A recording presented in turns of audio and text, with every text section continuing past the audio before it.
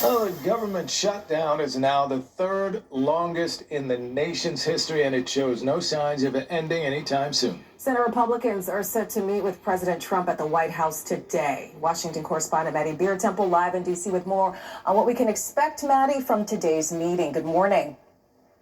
Good morning, Craig and Vanessa. Yeah, Republicans and President Trump are unified in their opposition to Democrats' health care demands when it comes to government funding. Without some change in that, it doesn't look likely this meeting will lead to some kind of bipartisan solution.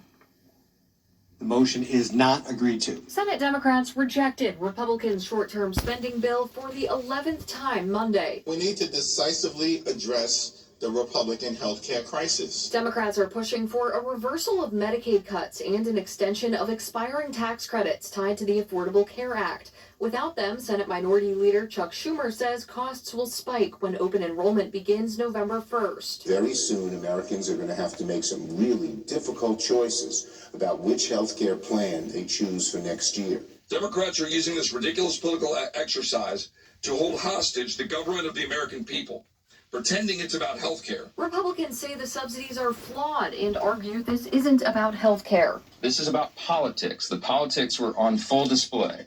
The spectacle is what the mobs, the crowds, the rallies this week were all about. House Speaker Mike Johnson says after the No Kings protest Saturday, he'd hoped Senate Democrats would come around on government funding. But Schumer says Our position remains the same. Now, Republican spending bill would fund the government through November 21st, but as that date gets closer and closer, Senate Majority Leader John Thune says the House may need to come back and pass another bill. Test Saturday, he'd hoped Senate Democrats would come around on government funding, but Schumer says Our position remains the same.